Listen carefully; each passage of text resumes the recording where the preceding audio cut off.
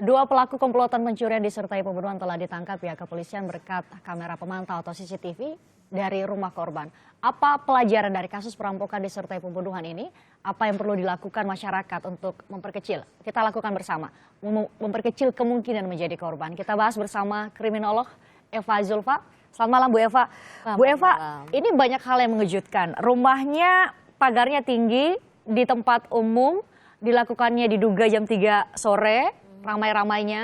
Kemudian ada CCTV, seharusnya ada satpam, tapi terjadi tindak pidana kejahatan yang luar biasa, pembunuhan dengan sadis. Artinya pelajaran pertama adalah ada satu pola atau barangkali modus operandi yang baru yang terjadi di dalam konteks perilaku kejahatan di masyarakat kita, yang kita harus berpikir juga mengenai level atau tingkat kekerasan yang terjadi itu menjadi luar biasa. Kasus mutilasi, kemudian di akhir tahun ini kita diberikan satu berita yang mengejutkan lagi setelah mutilasi yang kemarin, yaitu kasus pembunuhan terhadap 11 orang ini. Luar biasa kalau menurut saya.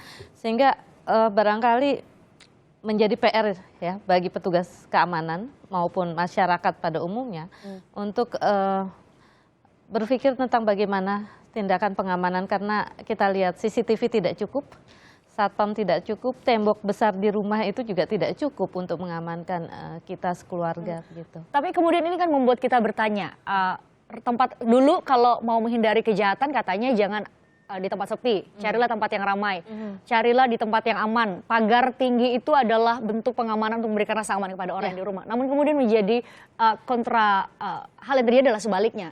Justru karena pagarnya tinggi tidak diketahui oleh banyak orang, kemudian tidak terlihat dari luar kalau ada kejahatan yang sedang terjadi di rumah. Saya berpikir karena korban seorang arsitek gitu ya, Mbak Presiden. Jadi barangkali ini PR dari para arsitek, bagaimana menciptakan rumah yang bukan hanya nyaman tapi juga aman.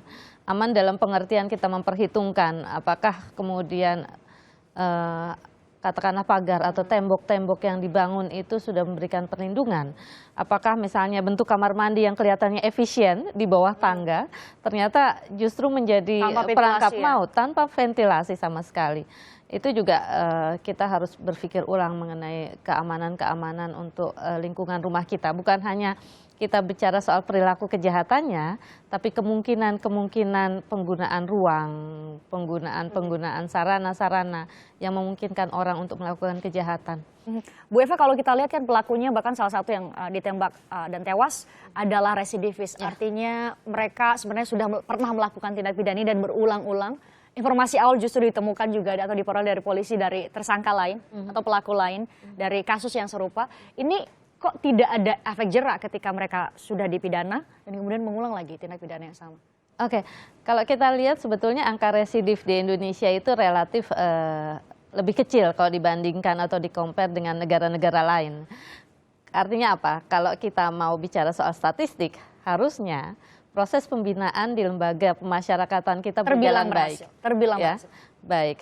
Tetapi kenyataannya justru makna residif yang kita lihat hari ini kembali lagi kepada teori-teori yang masa lalu. Apakah kemudian yang namanya lembaga pemasyarakatan kembali berfungsi sebagai perguruan ilmu kejahatan gitu ya, di mana transfer pengetahuan, motif-motif, pembelajaran menjadi penjahat yang lebih profesional itu terjadi, itu juga harus dievaluasi gitu.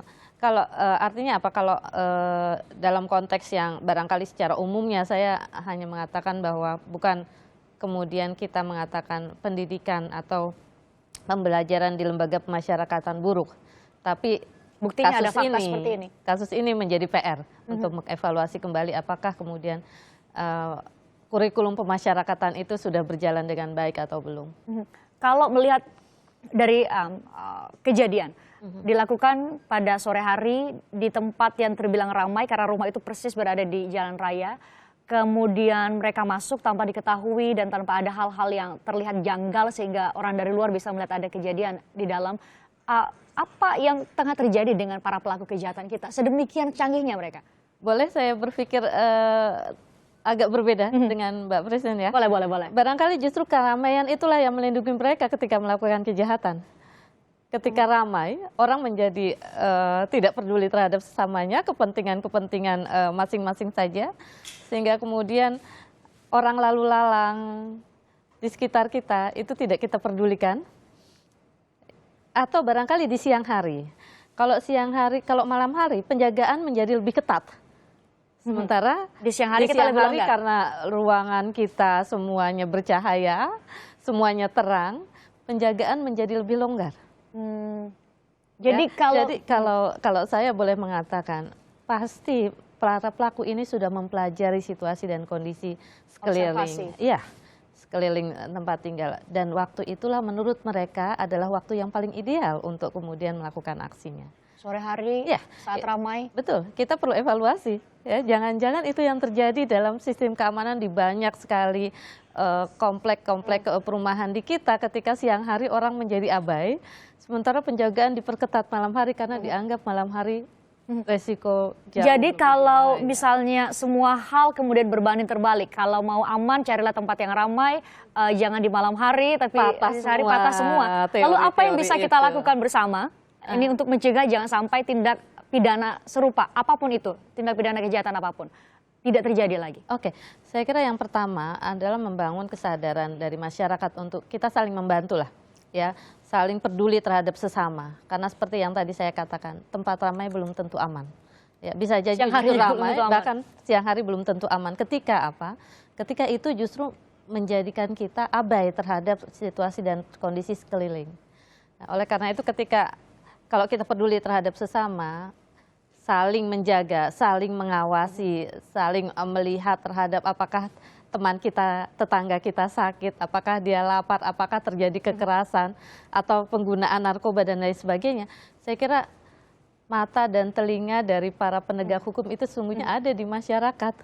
Jadi apapun perkembangan teknologi saat ini akan kembali lagi ke back to basic, yaitu kepedulian masyarakat. Saya kira itu yang penting. Terima kasih Bu Eva Zulfa itu yang mengingatkan kita semua untuk kemudian bisa saling menjaga satu sama lain. Terima kasih Eva Zulfa, kriminolog sudah berbagi di Kompas Malam edisi kali ini.